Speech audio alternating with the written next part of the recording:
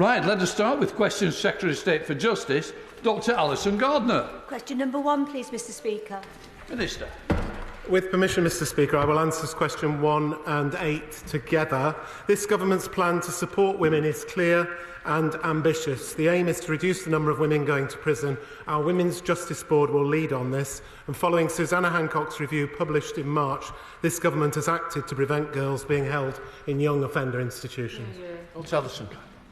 Thank you, Mr Speaker. I've been very concerned to hear first-hand reports of female prisoners being handcuffed during childbirth, sometimes to male officers. Would the Minister agree with me that there should be an independent investigation into the use of birth cuffing in women's prisons across the country, which consults all women who have been or may be affected?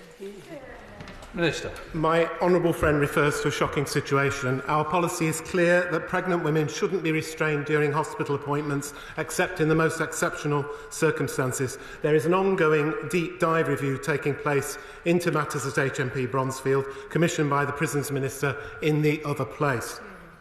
Satvir. Thank you, Mr Speaker. I thank the Minister for his response. In my constituency of Southampton Test, Hope Street is doing incredible work to offer residential alternatives to custody for women. We know this model reduces the number of women being sent to prison, preventing separation from their children who are likely to be taken into care, which we all know has a huge detrimental impact. Therefore, can the Minister share any plans to replicate and scale up the Hope Street model? Thank you. Minister. I agree with my honourable friend that for some women supported accommodation is very valuable. Existing provision includes HMPPS-led community accommodation services and 3 third-tier sector residential women's centres, including Hope Street, which she rightly praises for its excellent work. The Women's Justice Board is exploring options to increase use of robust community alternatives to custody, including residential options where appropriate. Dyke. Mr Speaker, Project She in Somerset, run by the Nelson Trust, allows some women who've been arrested for the first time for low-level crime an alternative to court, working with offenders on rehabilitation and reducing the impact on the community and the criminal justice system. What support is the Department providing to support schemes like this? Minister. These schemes are very important, and she highlights a very good scheme that she's well aware of, and the Department continues to support these sorts of schemes. Thank you very much. Allison. Thank you, Mr Speaker. Would the Minister agree with me that counselling services are crucial in supporting female offenders as they address trauma, addiction and mental health challenges? And furthermore, would she join me in commending the charity U-Hub in my own constituencies for its exceptional counselling services for young women? He mentions a very excellent counselling service in his own constituency, and I praise them along with him. And these counselling services are crucial and very important in the system. Secretary of State Robert Jenrick. Thank you, Mr Speaker. It's been 6 days since the Supreme Court handed down its landmark judgment in For Women Scotland, a judgment that confirms basic biological reality and protects women and girls. It was a Conservative government that brought in the policy to stop male offenders, however they identify, from being held in the women's estate, especially those convicted of violence or sexual offences. Will the Lord Chancellor and her ministers confirm that the government will implement the Supreme Court judgment in full and that they will take personal responsibility for ensuring that it is in every aspect of our justice system? Or will they agree with the senior ministers in their own party who now appear to be actively plotting to undermine the Supreme Court's judgment? Minister. We inherited the current policy on transgender within the prison service, and we have continued the policy that he describes during our period of office. And in the light of the last week's Supreme Court ruling, the Department is reviewing all areas that could be potentially impacted on. Sir Ashley Fox. Question 2, Mr Speaker. Thank you, Mr Speaker. The Council does important work bringing consistency to judicial decision-making, but it was clear in recent weeks that they had moved beyond that role, dictating policy that is not mine and not the government's. A review of their role and powers is ongoing, and I will legislate further if necessary. Sir Ashley Fox. Thank you, Mr Speaker. Draft guidelines from the Sentencing Council now propose substantially lower sentences for immigration offences. than levels agreed by Parliament. So will the Lord Chancellor call on the Sentencing Council to revise these guidelines so that they are aligned with the time periods agreed by Parliament? Secretary of State. Well, the guidelines set a starting point for a sentence, which is what the point of the guidelines usually is, and judges can sentence outside of the guideline range if they believe it is in the interests of justice to do so. So they only set a starting point, not an end point. That remains in the purview of judges sitting in their independent capacity in our courts. We are not seeking to overturn these immigration guidelines, and I would just make an important point of fact for members in the House in case there is any misinformation that they are labouring under. Foreign national offenders and immigration offenders receiving sentences of less than 12 months can still be deported, and under this government they will be. The Justice Committee, Andy Slaughter. Speaker, Parliament decided when it enacted the Coroners and Justice Act 2009 that the Sentencing Council should be chaired by a judicial member appointed by the Lady Chief Justice. Does the Lord Chancellor agree that members of this House should respect the principle of judicial independence when discussing the leadership of the Council? I think that judges, when acting as judges, are of course acting in their independent capacity, and all members of this House should respect judicial independence. He will know that my disagreement with the Sentencing Council has related upon where that line is drawn between matters that are correctly within the purview of our independent judiciary and matters which relate to policy which should correctly be within the purview of this place. Secretary of State Robert Jenrick. Thank you. Today, the Justice Secretary is belatedly introducing a bill to restore fairness to who receives a pre-sentence report. But it doesn't correct what the pre-sentence report actually says. Under brand new guidance, her own department issued in January, pre-sentence reports must consider an offender's culture. It should take into account intergenerational trauma from, and I quote, important historical events. Evidently, the Labour Party don't believe in individual responsibility and agency. Instead of treating people equally, they believe in cultural relativism. This time, the Justice Secretary has nobody else to blame but herself.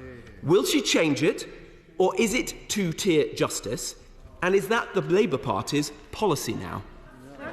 Secretary of State. What a load of nonsense, Mr. Speaker. I am the Lord Chancellor that is rectifying the proper distinction between matters of policy and matters of independent judicial making with the bill that we will be having a second reading debate on later on today. I've already dealt with the issue in relation to the immigration guideline, which he himself has made some comments which do not bear resemblance to facts. Perhaps he would like to correct the record for himself. And on the bail guidance, and indeed all other guidance insofar as it relates to equality before the law, I have said that we are reviewing absolutely everything, and I will ensure that equality before the law is never a principle that is compromised under this government. It is, of course, a principle that was compromised under the Conservative government. Stevenson. Question number 3, Mr. Speaker. Who's having it? Oh, that's me. So Apologies. With permission, Mr. Speaker, I will answer questions 3 and 21 together. This government inherited a situation where around 10% of offenders account for over half of all convictions. We also inherited rising levels of theft and shoplifting. In February, I announced reforms to the probation service that will focus more of their time on offenders who pose a higher risk of reoffending, and I've asked David Gauke to review how sentences could be reformed to address prolific offending, cut the cycle of reoffending, and ultimately make our streets safer. Stevenson. Thank you, Mr. Speaker. In my constituency of Mid-Bedfordshire, there's a particular problem of hyper-prolific shoplifting. There's no credible deterrence. It's a scourge on our local communities and shop owners. Can the Justice Secretary rule out any possibility of allowing career criminals to avoid prison, even for short sentences? Well, firstly, it is this government that has removed, currently within the Crime and Policing Bill, the effective immunity from prosecution for thefts that relate to under £200. So we are already taking clear, definitive action to deal with the problems that he sees in his constituency. I'm not going to preempt the findings of the sentencing review. What I'm interested in is how we ensure that those he correctly describes as career criminals, we actually make sure they turn their backs on a life of crime, because in the end, that is the best strategy for cutting crime and making our streets safer. Louis French. Mr Speaker, tool theft has a devastating impact on tradespeople and their families across the country. That is why I'm pleased to support the Shadow Justice Secretary, Sick Up Police, On the Tools, Checker Trade and others in tool marking initiatives and boot sale raids where stolen goods are normally sold. But there is more to do across the criminal justice system to tackle this issue. So will the Government support Conservative amendments to the Crime and Policing Bill and ensure that these prolific offenders face tougher sentences and tradespeople get the justice they finally deserve? Secretary of State. Well, I hope he will also welcome efforts from the Labour backbenches on introducing a private members' bill, also relating to tool trade, from my honourable friend the member for Portsmouth. As I say, I won't preempt the findings of the sentencing review, but it's precisely because we take this type of offending very seriously that I ask the review to consider carefully the interventions that will actually work in making sure that these offenders turn their backs on a life of crime and ultimately help us to cut the crime that they cause, creating victims in the process, which I know we will all want to ensure is the case. In as far as specific amendments to the Crime and Policing Bill are concerned, the Ministers responsible for those, I'm sure, will respond in due course. Following his engagement, Alistair Struther. Thank you, Mr Speaker. Very kind. On less encouraging news, though, far too many retailers across my towns and villages, including my local Morrisons, are being hit by repeated shoplifting. This is all too often driven by prolific offenders and criminal gangs. So how is the Secretary of State working with the Home Office to make sure we're finally taking this scourge of shoplifting as seriously as we should be? Secretary of State. I thank my honourable friend. As I say, we've already removed the effective immunity from prosecution for those thefts that relate to under £200, reversing the previous Conservative government's policy in this area. We're also going to be legislating to make sure that assault on a retail worker is also a new offence in the Crime and Policing Bill. So we're already taking measures to help him and his constituents with the issues that they are facing. And as I say, it's because we take this type of offending particularly seriously that I ask the sentencing review to consider the specifics of prolific offenders. Jonathan Brash. Earlier this month in Hartlepool, Bovis House, which hosts a number of businesses, was robbed. So well known were the people doing it that within minutes of the CCTV footage being on social media, people were messaging me the names of the people. These hyper-prolific offenders, tiny numbers, are responsible for huge amounts of crime. Does the Justice Secretary agree with me that the only solution is to lock them up for longer? I thank my honourable friend for his question. The solutions that we pursue have to be ones that are shown to work. In the end, we need solutions here that will work, because these people are often locked up for considerable periods of time, and when they come back out, they still offend again. For some of these individuals, part of the problems will relate to addiction issues, which I think it is important that we trial and use methods that help people cut their addiction usage in order to stop them committing the crimes that are fuelled by that addiction. But as I say, it will need a multi-layered response. I'm determined that we crack down on the scourge of prolific offenders, that is the only strategy for cutting crime, which we are determined to pursue. We want to have measures that work, and that's why I asked the sentencing review to consider them specifically. Question 4, Mr Speaker. Minister. This year, the Department will provide more than £1 million in funding to Staffordshire Youth Offending Team to supervise children and support them in turning their back on a life of crime. Adam Jogi. Thank you, Mr Speaker. At the election, we promised to take action to reduce youth offending with a network of youth future hubs and a crackdown on ASB that's caused so much pain to my constituents in Newcastle and Lyme and people up and down our country. Whilst criminals must face the full force of the law, young offenders cannot be a lost cause. So can the Minister confirm that this government will do whatever we can to divert these young people away from a lifetime of crime? My honourable friend is exactly right. We must do whatever we can to move people away from a life of crime and to keep the public safe. This year, despite the fiscal challenges we inherited, we are investing over £100 million in youth offending teams across the country to identify and divert children away from crime. With turnaround funding, Staffordshire Youth Offending Team delivered skill-building activities for children in antisocial behaviour hotspots during a 6-week successful summer programme. Are we really sure that this is linked between young people going to Staffordshire to commit crime? Caroline Bowden.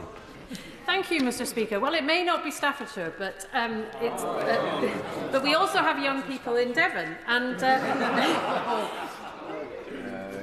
We have a case in my constituency of a young offender who has been arrested multiple times and put under a court order, but the assumption is against incarceration because of his age.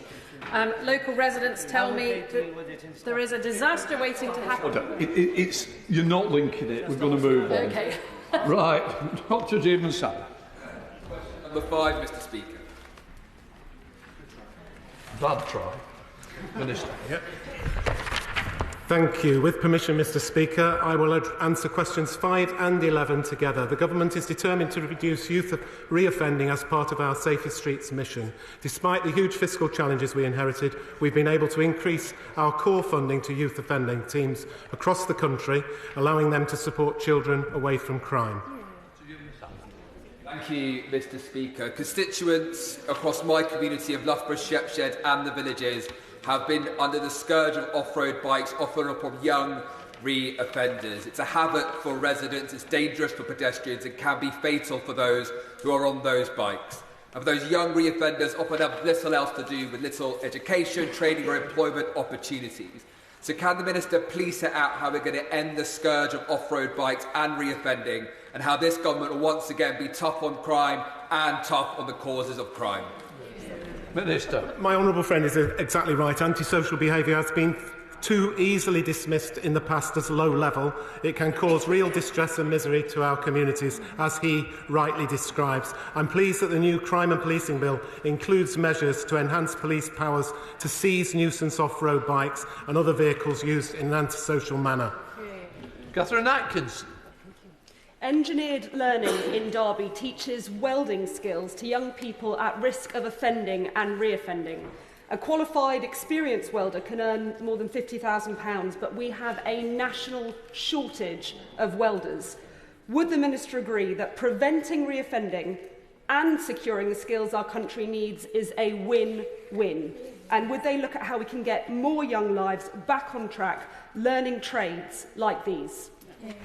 Minister. My honourable friend is exactly right. It's a clear win-win with the engineered learning is doing with teaching welding skills and moving people away from crime. The Department will continue to fund youth offending teams to work with local education and employment providers to help young people get the skills they need to have productive careers and positive lives. Peter Bell. Aspiration and ambition are drivers of social mobility and help to reduce deprivation and crime. What discussions has the Minister had with the Department of Education to increase apprenticeships and training so that these opportunities can be extended to all and we can reduce young offending throughout the UK? Minister. We have regular discussions with the Department for Education on these matters, and he's absolutely right. The more young people we get into training and education and work, the less crime we should have on our streets. Jim Shannon. Thank the Minister very much for that answer. Minister, quite clearly, if people have re-offend, they re-offend because they go back to where the peer pressures are, they get back to where the unemployment is, they go back to where the poverty levels are high, and those are things that must be addressed when it comes to sorting out and helping these young people not to re-offend again. Those are big issues, Minister. What can be done to ensure those three things in the locality that they live in don't overtake the problems that they have? Minister. He's absolutely right that all these issues contribute to a circumstance which might create offending. But it's really good that we've got the turnaround programme in place, and only 5% of children who completed their turnaround interventions received convictions in their first year of the programme. And that's an example of the sort of programme that we need to be doing to turn young people away from crime. Question number 6, please, Mr. Speaker. Minister. Wherever they are in England and Wales, people should benefit from equal access to legal support and legal aid. Remote technology and provision of online advice present the opportunity to both democratise and deliver legal advice to all who need to access it. We are investing an additional £92 million to support the sustainability of the criminal legal aid sector, and we're consulting on fee increases totalling £20 million for housing and immigration to increase access to civil legal aid. All of this will support legal aid across the country, including rural areas. Mr. Speaker, North Norfolk is a legal aid desert. My residents have precious little access to family, criminal and housing legal assistance despite the best efforts of local organisations like Norfolk Community Law Service. We face huge barriers to recruitment and retention in rural areas, such as the cost of housing, poor public transport and fees, which despite the uprating are still too low. things need to change. So would the Minister meet with me and those working in the legal aid sector in North Norfolk to discuss what we can do to support those in need in areas like mine? I thank him for raising the issue of legal aid deserts, and I welcome the suggestion that he write to me about these things. I regularly meet with legal aid providers and legal support. It's why we're investing an additional £6 million into legal support, which provides that advice, that early advice, which can make a real difference in areas like his. Jen Kirkham. Thank you, Mr. Speaker. Cornwall is a big rural legal aid desert. We have many volunteers who would be prepared to help and citizens' advice who would act as an umbrella organisation. Would the Minister meet with me to discuss how we can get some of that access to rural areas legal aid funding into Cornwall? Minister. Once again, she is right to raise the importance of early legal support and legal aid. It's why we're investing in online provision. And as I said, the opportunity that remote technology makes in areas like hers can make a real difference. Before I came to this place, I volunteered in a free legal advice centre, and I know just how much of a difference such institutions can make. Richard. Question number 7, Mr. Speaker. Minister. Thank you, Mr. Speaker. This government has committed to halving violence against women and girls in a decade. A broad range of bail conditions can be imposed to protect victims, including electronic monitoring for those who meet the remand threshold, exclusion zones and non-contact orders. Suspects can also be remanded in prison. John. Thank you, Mr. Speaker. I raised this issue following a meeting with a constituent whose case raises deep concerns, I think, that are more widely relevant. First, that bail conditions, sometimes weak, sometimes poorly enforced, do not always protect victims of domestic violence from further harassment by their abuser. And second, that despite the increase in the time limit to 2 years under the 2022 regulations, the 6-month limit for prosecutions mean that some cases do time out. Will the Minister meet with me and my constituents to discuss what more can be done to ensure that victims of domestic abuse are fully protected from their abusers? Well, can I thank the honourable member for raising this important issue from her constituency. We know that more needs to be done in this area. It's why this government has rolled out, started to roll out our domestic abuse protection orders to really help victims of domestic abuse in selected areas. We're seeing how that goes, developing policy in this area to really protect victims and protect women and girls in particular. I'd be more than happy to discuss what more we can do with her and to meet her to discuss it. Chris Vance.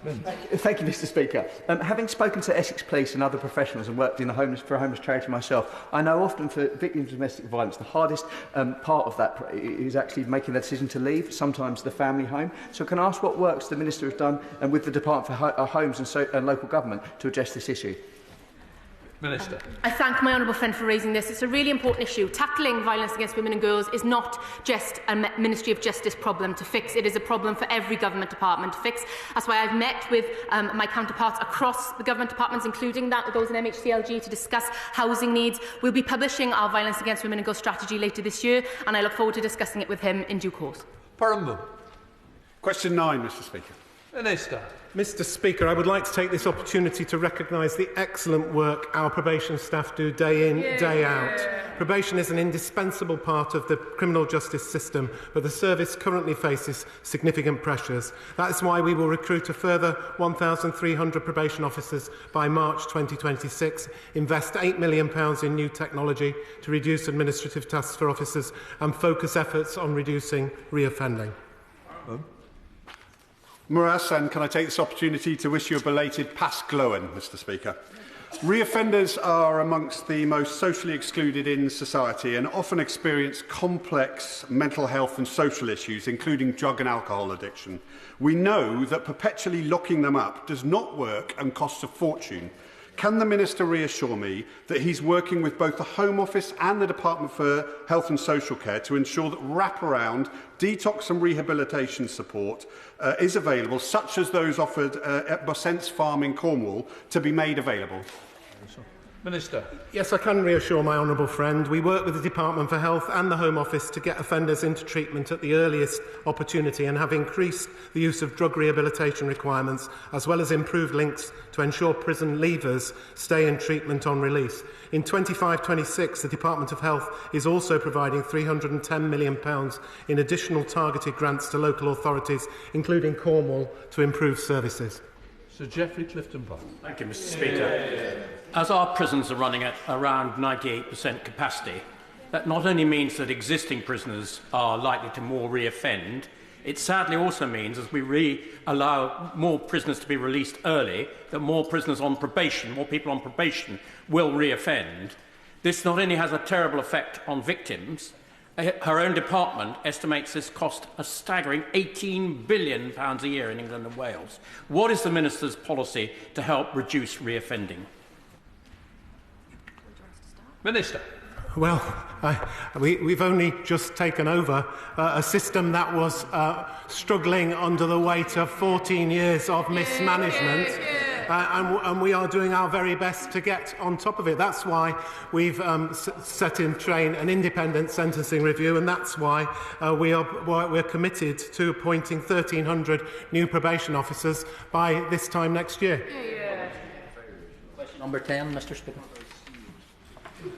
Minister. Ministry of Justice officials regularly meet with the Department of Justice in Northern Ireland as part of the Five Nations Forum on Prison Capacity, which allows best practice to be shared and emerging issues to be discussed. The Minister for Prisons in the other place knows the Northern Irish prison system well and will be going there later this year to compare notes. Thank you very much, Mr. Speaker, and I thank the Minister for that. In regard to best practice, the separated prison regime in Northern Ireland gives those who have been committed due to paramilitary activities that special kudos. So actually when they're released, they come out with a status. So can the Minister see the inherent dangers if such a policy was actually applied on a wider scale in dealing with those who may have been radicalised while in prison, so that when they are released they actually bring that into a wider society? Minister. The Honourable Member is absolutely right that we need to learn lessons from wherever those lessons can be learned, and he's right to caution about approaches that may bring about results that people do not wish to see. Zoe Franklin. Question number 12, Mr. Speaker. Minister.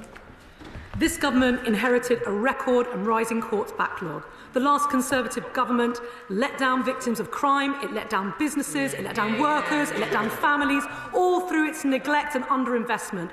This government is gripping the crisis. To date, we have funded a record high allocation of 110,000 Crown Court setting days for next year. And we are sitting, and we intend to sit at or at close to maximum in every single jurisdiction. We're fixing your mess. Zoe Franklin.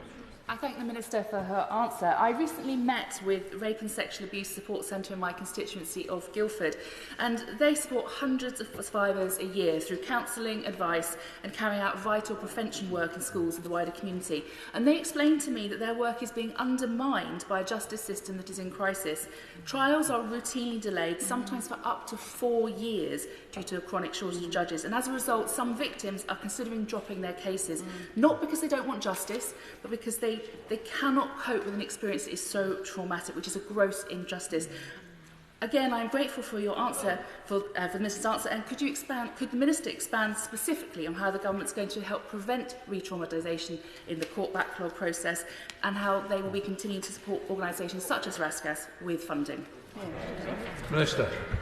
We recognise the traumatic impact that the delays in our Crown Court are having on victims of violence against women and girls, and indeed of all crimes. And the best thing that we can do for those victims is to deliver swifter justice. The way we will do that is through not just spending extra money, which we have put in, but also through reform. It's why we've asked Sir Brian Leveson to propose bold and ambitious measures to deliver swifter justice for victims, as she describes. Chris Wall. Thank you very much, Mr. Speaker. I recently met with two parents in my constituency whose son and daughter-in-law were brutally killed in June 2023. Nearly 2 years on, this case is yet to come to court. It's been delayed 5 times. The date is now set for October. Each time, these delays have caused huge anguish for the family. So will the Minister agree to meet with me on this matter, and can she tell me what steps the Government's taking to ensure trials are conducted promptly and so that justice can be received by families like my constituents? Minister. I am desperately sorry to hear about the case that he describes. And once again, the best thing that we can do for those families to ensure that they get swifter justice and get their day in court within a timely fashion is by bearing down on the Crown Court backlog. It's why we are waiting for Sir Brian Levison to report in the spring, and it's why we will act promptly on his recommendations. Foster. 13, Mr. Speaker. Thank you, Mr. Speaker. The welfare of the child must be the paramount consideration for the Family Court, which should follow the welfare checklist as set out in the Children's Act 1989. Our new approach to private law proceedings, the Pathfinder pilot courts, focus on problem solving, putting a greater emphasis on the voice of the child, but we are acutely aware that more needs to be done. Austin. Thank you, Mr. Speaker. The previous government's harm panel report stated that there's a crisis in family courts and that they are too pro-parental contact despite there being concerns about the child's safety. Like many things from the previous Conservative government, they did nothing about this report. Will this government and will the Minister commit to reversing the parental presumption in concerns of child abuse? Minister. Can I thank the honourable member for that question? As I have stated, the child's welfare must be the court's paramount consideration. The presumption of parental involvement states that a court should presume, unless the contrary is shown, that involvement in a child's life will further the child's welfare. However, Mr. Speaker, I'd like to take this opportunity to state that this only applies if that parent does not put the child at risk of harm. We will publish our review of the presumption in due course. Rebecca Paul. Number 14, Mr. Speaker. Thursday. Mr. Speaker, the last government left our prisons in crisis. We came within days of running out of space entirely, and the emergency release programme was designed to stop that crisis from happening. Numbers are rising again, and that is why this government is committed to building 14,000 prison places by 2031, compared to the just 500 that the last Conservative government added in 14 years, and reforming sentencing so that we never run out of prison places again. Thank you, Mr. Speaker. Last month, the Prisons Minister said the longest time an early release prisoner had been left to wander the streets without an electronic tag was 53 days. However, just over a week ago, it was reported that prisoners haven't been tagged for up to 78 days. Please, could the Minister clarify this apparent inconsistency? We were transparent with the House about the problems with tagging during the second tranche of emergency releases last year. I will make sure that we publish the correct information. I can write to her with the exact figures. But we have been holding Serco to account because their performance on that contract has been unacceptable. We've levied fines and we have said that all options are on the table for any further action we might need to take. Liberal Democrat spokesperson Josh Babrinda. Thank you, Mr. Speaker. One of the dying acts of the last Conservative government was to shake hands with Serco on an electronic tagging contract that Channel 4's dispatches found was completely inadequate. People with serious convictions left without tags for days and weeks. Victims failed, survivors failed, including survivors of people who were released early under the SDS 40 scheme. So what will the Secretary of State do to hold Serco to account for these failures and to clear up the mess that was fundamentally created by the failures of the last government? I thank the honourable member for his question. He is right that this is one of the many difficult inheritances left for us by the previous Conservative government. The contract to Serco was let by the previous Conservative administration. What I would say to him is that we acknowledge that the performance of Serco has been unacceptable. We have already been closely monitoring, and by closely monitoring I mean day by day monitoring of their performance and their delivery under that contract. We've already imposed fines for poor performance.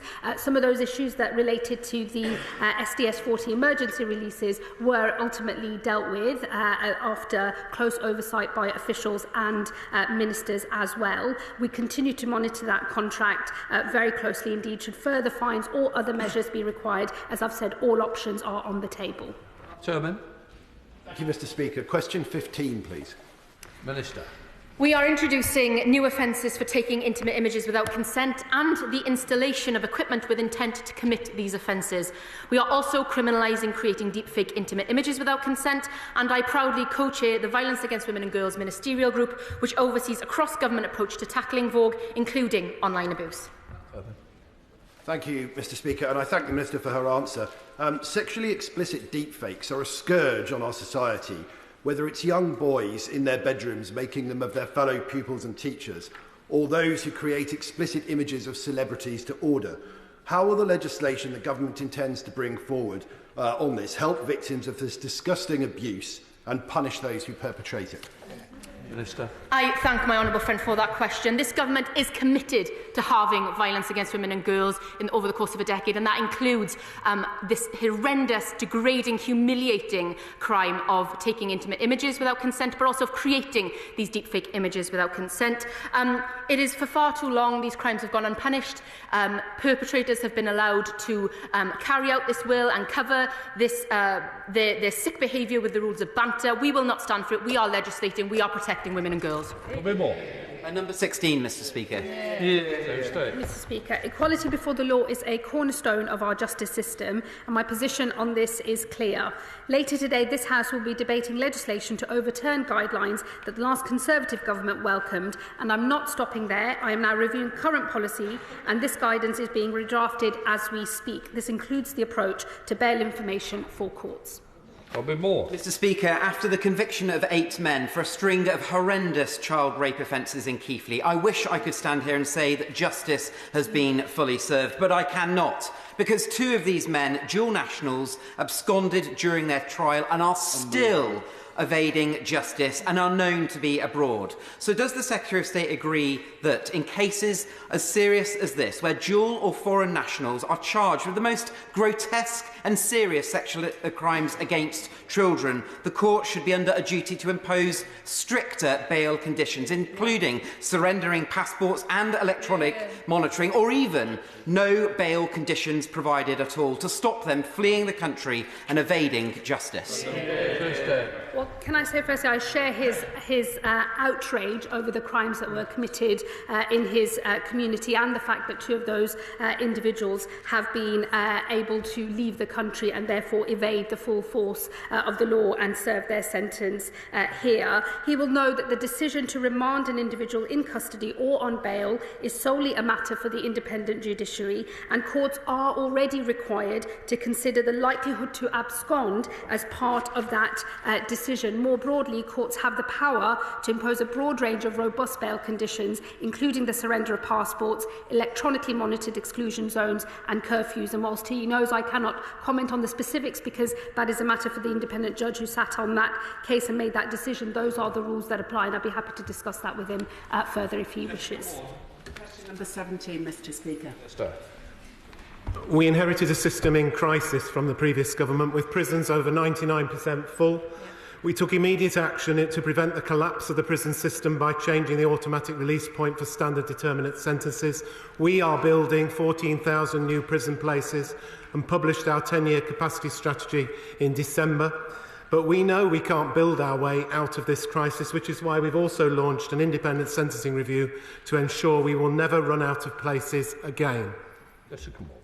Thank you very much, Mr. Speaker. As ministers will know from previous questions about Park Prison, parents in Newport East have very serious concerns about the welfare of family members there, with worrying reports continuing to emerge in recent months. Can the Minister give an update on any progress being made on prison safety, on mental health support and on drug interception since Park has been receiving targeted support?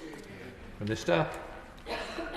Safety in prisons is a key priority, and we're working hard to make prisons as safe as possible, and she's right to highlight the concerns at Park. I've recently visited HMP Park myself, as has my honourable friend and the Minister for Prisons in the other place, and I saw on that visit how seriously the Director is taking these issues and engaging closely with families on their very real concerns.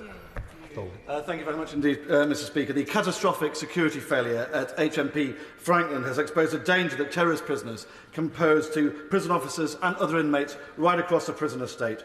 Will the independent review also examine the culture of gang-related violence and intimidation that has contributed to incidents like this in our prisons? There is an audit going on of all the reviews and recommendations, but our thoughts remain with our brave prison officers who were attacked and with the victims of the Manchester Arena bombing and their families who are understandably concerned by the shocking events in HMP Franklin. And my honourable friend, the Lord Chancellor, took immediate action to set a review in place. Shadow Minister Jack Rankin. Thank you, Mr Speaker. Personal protective equipment is now worn in all kinds of jobs where people may have to deal with dangerous situations. As Professor Akerson has said, it is, and I quote, staggering that frontline police staff working in conditions of far greater peril are not issued with stab vests capable of stopping an attack with a bladed weapon. We should all be ensuring our prison officers come home safe to their loved ones. Unions have called for this, and can I assure the Minister that they have the full support of this side of the House? Will he act, not in 2 months or 6 months, but now, to protect prison officers before it's too late?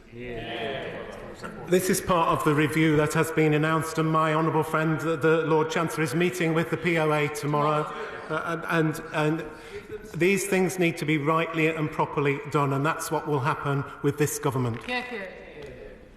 I thank the Minister for his answer, but I would suggest this is something that we should just get on with. It's common sense.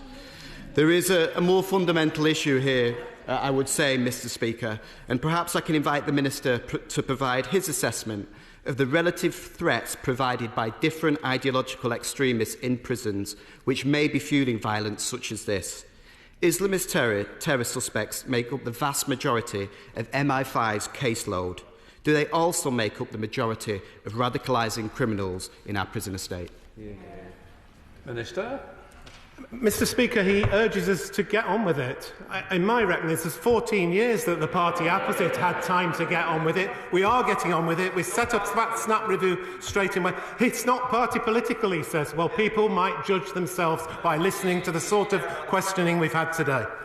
Brindle, Liberal Democrats. Thank you, Mr Speaker. Key agents of reform in our prisons are prison officers, and the Unlocked Graduate Scheme was an amazing scheme, is an amazing scheme that supported the production of new prison officers with new innovations. But they have had the rug pulled from underneath their feet beyond their current cohort, with mixed accounts of what has happened coming from different civil servants and other individuals in government. Can the Minister explain exactly what has happened here? Why has this contract not worked? And will he sit down and meet with me and Unlocked Graduates to see if we can find a way forward? I very much praise the work that Unlocked Graduates have done over many years. Unfortunately, when this contract was let previously, the Unlocked Graduates were unhappy to progress with the contract. So that's the situation. Obviously, these things are very difficult, but I'm very happy to meet with the Honourable Member and discuss matters further. We now come to Dr Rupert. Thank you, Mr Speaker. Number 18, please. In prisons, the inheritance was dire. With Crown Court backlogs, the inheritance was dire. And with legal aid services, the inheritance, once again, has been absolutely dire. But this government is rebuilding the legal aid system for those it serves and those who serve in it. That's why in December we announced up to £92 million more a year for criminal legal aid solicitors, on top of £24 million already announced for duty solicitors in police stations. We're also consulting on uplifts, as I said, in housing and immigration legal aid fees worth an additional £20 million a year. That's the first increase in civil legal aid fees since 1996. Conservatives left legal aid in a mess, like so many other things, so I welcome the sums that she's announcing.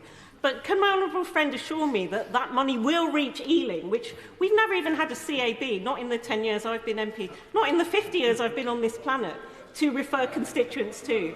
So Can she assure us that my constituents can get the access to justice they deserve too out of this?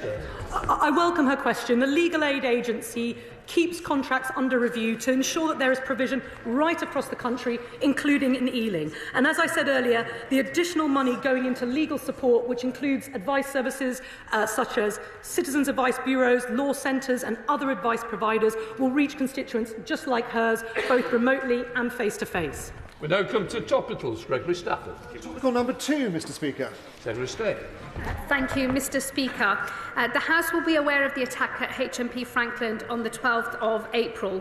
The bravery of the officers involved that day undoubtedly saved lives. My thoughts are with them as they recover. I think also of the victims of the Manchester Arena bombing and their families who are understandably outraged. Since the attack, I have suspended access to kitchens in separation centres and in close supervision centres. Alongside that, an independent review will ascertain how this incident was able to happen, what more must be done to protect prison staff, and more widely, how separation centres are run. The Prison Service will also conduct a snap review of the use of protective body armour. And in addition, I can today announce that HMPPS will trial the use of tasers in our prisons. Wherever we can strengthen our defences to better protect our staff and the public, we will do so. And now, Mr Speaker, let me turn to the horrific attacks in Nottingham on the 13th of June 2023, which cost Barnaby Webber, Grace O'Malley Kumar and Ian Coates their lives. I pay tribute to their families and the survivors, many of whom are in the public gallery today. The Prime Minister promised we would heed their calls for a public inquiry. I can today announce that a full statutory inquiry will take place. It will be chaired by Her Honour Deborah Taylor, and it will have the power to compel witnesses, and I will place its full terms of reference in the libraries of both houses at the earliest opportunity.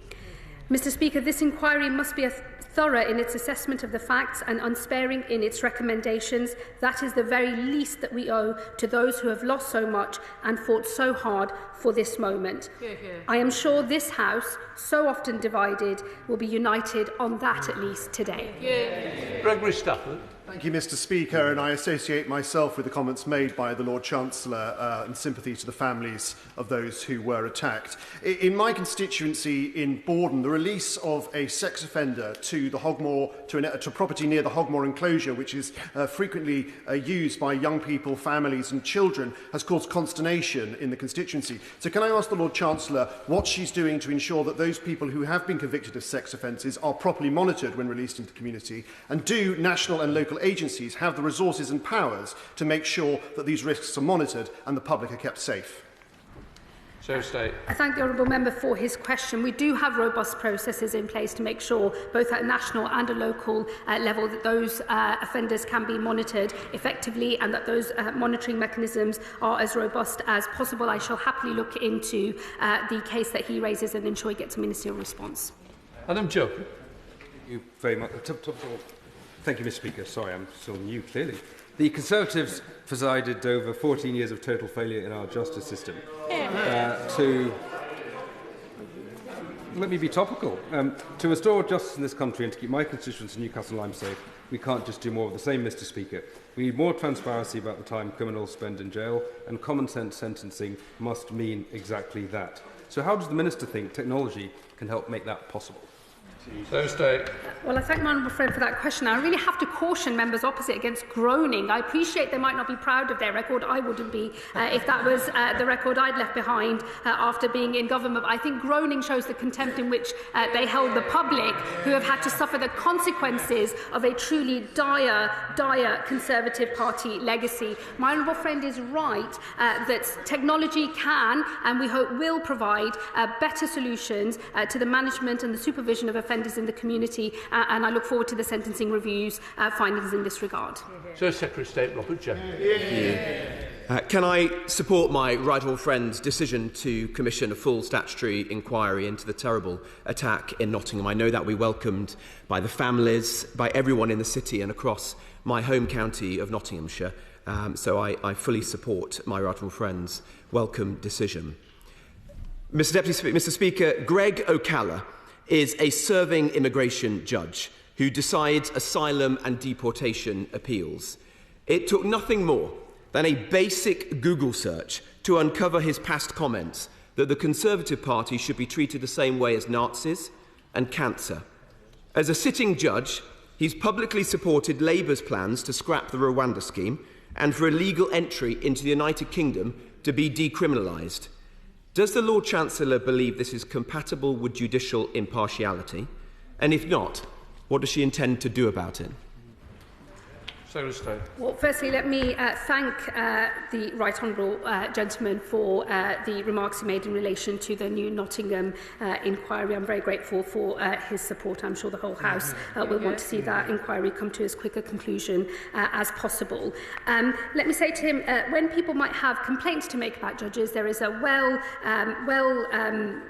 placed mechanism for them to do so by making a complaint to the Judicial Complaints Office. If he wishes to make a complaint, he can do so. What I'm not going to do is indulge in personal, effectively doxing of judges, not when judges are simply doing their job of applying the law in the cases that appear before them. If there are complaints to be made about judicial conduct, I'm sure the Shadow Lord Chancellor knows how to go about doing it. Can I just say we have to be careful on what we're doing, and we're not stepping into an area we should be. We're not meant to criticise judges, and this House wouldn't do so. And I'm sure we'd like to change the tone. Roy Jenrick. Well, Mr. Speaker, it is important that judges and the manner in which they are appointed is properly scrutinised in this House, and I won't shy away from that. Mr. Speaker, Helen Pitcher was forced to resign in disgrace as the chair of the Criminal Cases Review Commission after a formal panel found that she'd failed in her duties during one of the worst miscarriages of justice in recent memory. But she's still in charge of judicial appointments, despite judges appearing in the media every week now for their activism. Her commission has failed to conduct the most basic checks on potential judges, either out of sheer incompetence or out of sympathy with their hard-left open borders views. The commission is broken and is bringing the independence of the judiciary into disrepute.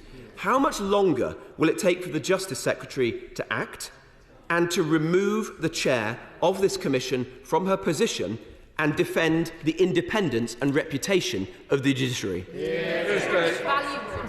I'm afraid he can't elide the process for the appointment of judges with a wider attack on the independence of the judiciary. I would hope that he would take the admonishment from the Speaker and the clear approbation of this House to reflect on the way in which he is approaching his role.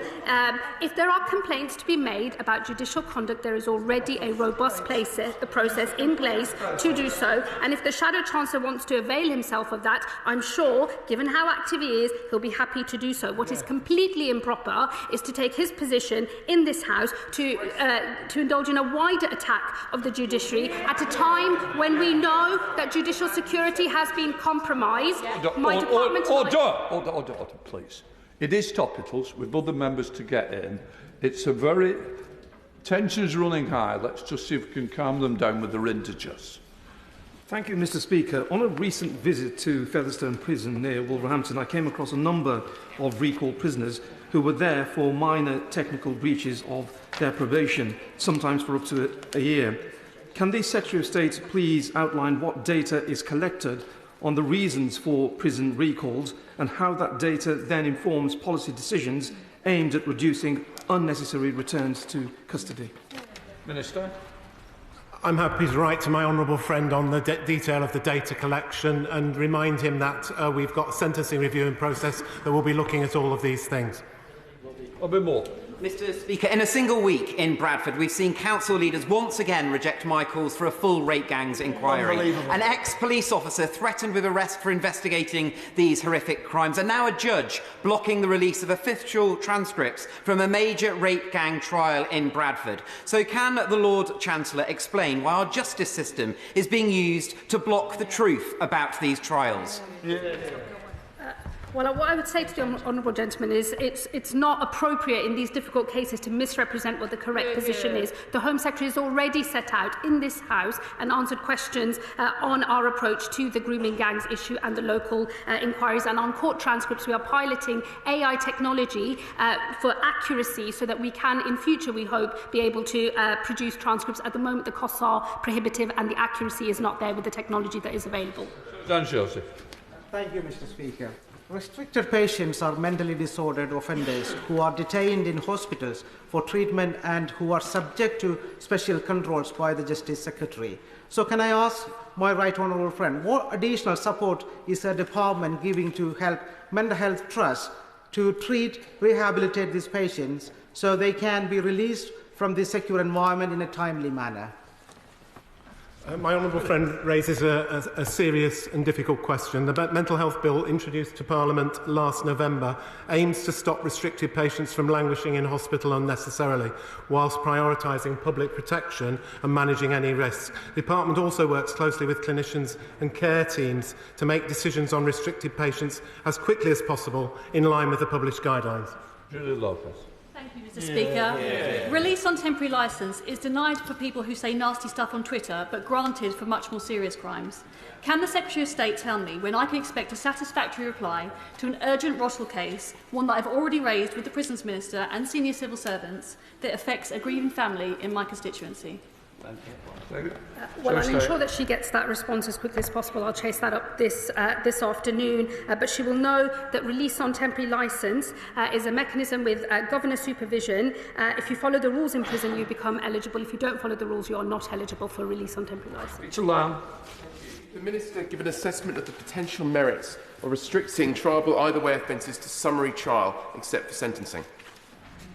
Minister. I thank him for his question. At a time when victims are waiting far too long for their day in court, it's right that we look at all options, and we've asked Sir Brian Leveson to consider all options in his review, including the reclassification of some offences to summary only.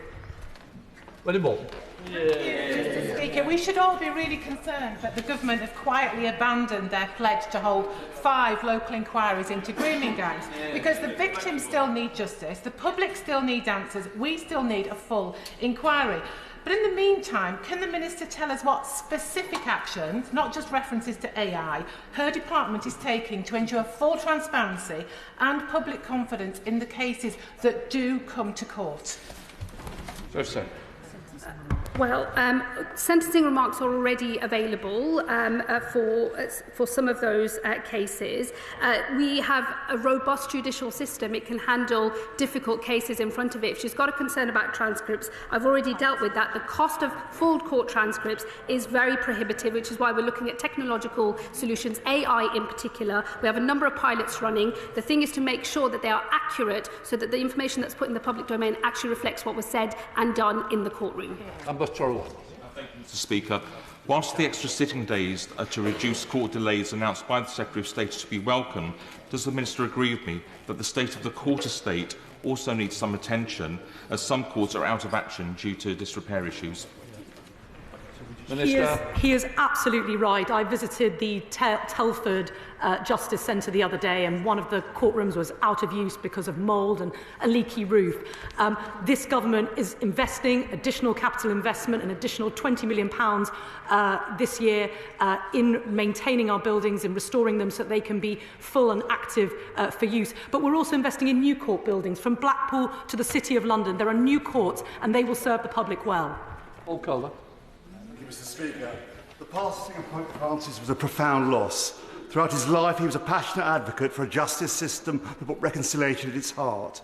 With the publication of the Independent Sentencing Review expected imminently, will the government take this opportunity to move our justice system towards one that, in the words of Pope Francis, contains a horizon of hope and reintegration, and commit to restorative justice being placed at the heart of our justice system? Well, I think restorative justice clearly does have a role to play, but the principles of our sentencing review are clear. There must always be a prison place available for people who are dangerous and need to be locked up, and we have to do more to help people turn their backs on a life of crime, and I hope that's something that people across this House will agree on. Thank you, Mr. Speaker. Compared to the same period in 2023, there have been 21% more foreign national offenders removed since July 2024, when this government came into office. So may I congratulate the Lord Chancellor on this achievement and ask what the new funding announced to speed this up will do to increase the numbers being removed? We've already got off to a good start in terms of the deportation of foreign national offenders from our prisons.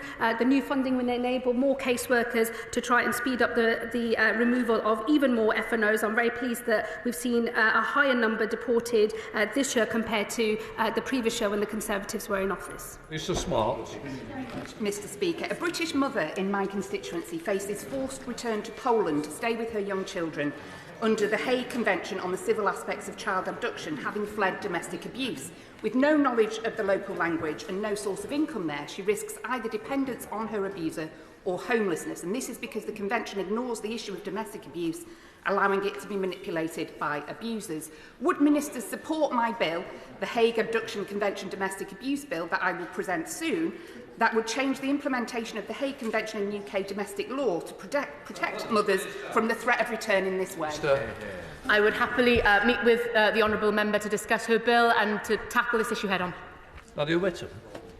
I thank my right honourable friend for the announcement that she's made today and thank the government for listening to bereaved families and surviving victims.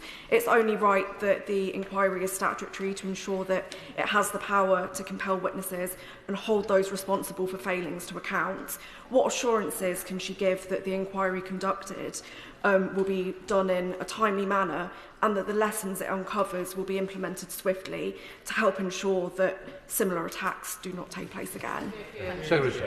I thank my honourable friend for her comments today and also for her support and for assiduously representing the needs of her constituents. The inquiry is going to be, as I said, chaired by Her Honour Deborah Taylor, who's a very experienced senior retired judge. I have every confidence in her and she is already going to be meeting the families of the victims and the survivors and she has undertaken to make sure that the inquiry works at pace and makes its findings as quickly as possible. Davis. Can I press the Secretary of State on this issue of transcripts? When I asked for a transcript for a major trial recently, Manchester Crown Court told me it cost me £100,000. When I pressed them, it went down to £9,000, but still way beyond the reach of most people. This is a travesty of justice. Other countries, including some American states, have free transcripts available now. When is she going to sort this out?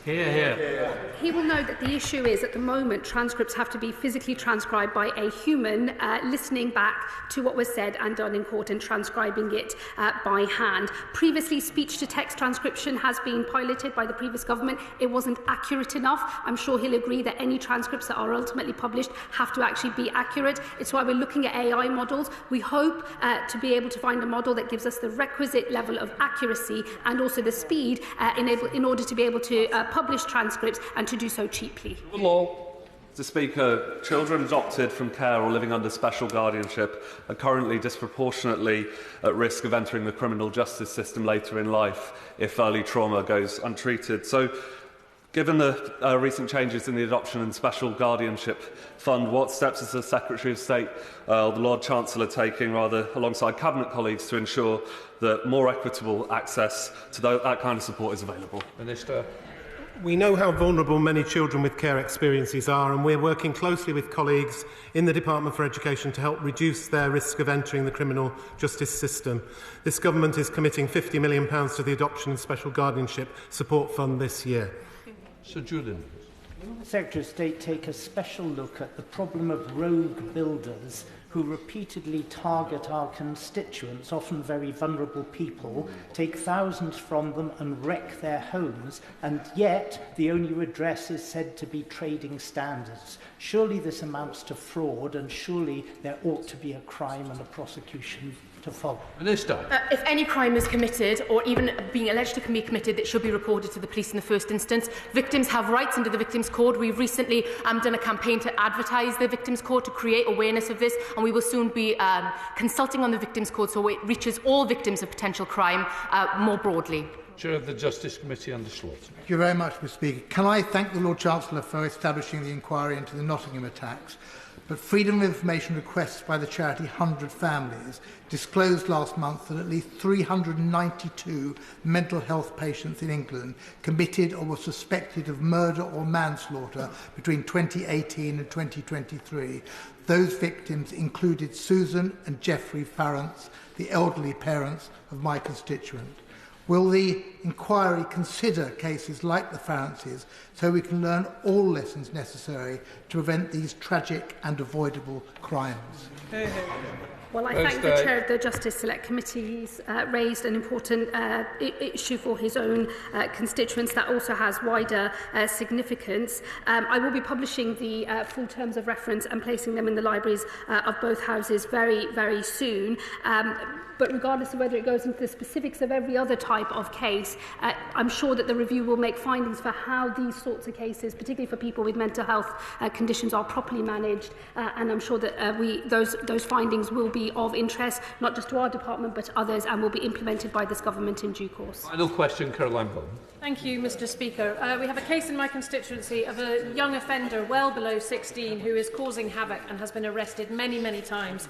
He's not complying with a court order. And the assumption is against incarceration because of his age. Could the Minister explain what work the government is doing to crack down on prolific offending by young people who are well below 16, who are causing stress and fear in their local communities? Minister. I'm very happy to answer queries about that particular issue if she wishes to write to me. But what the government is doing is it's increased the youth offending team budget this year, and it's also continuing to invest in the turnaround programme, which, as I said before, has shown that young people who are engaged in the turnaround programme have only 5% chance of reoffending. Right, that completes questions. We'll let the front bench change over.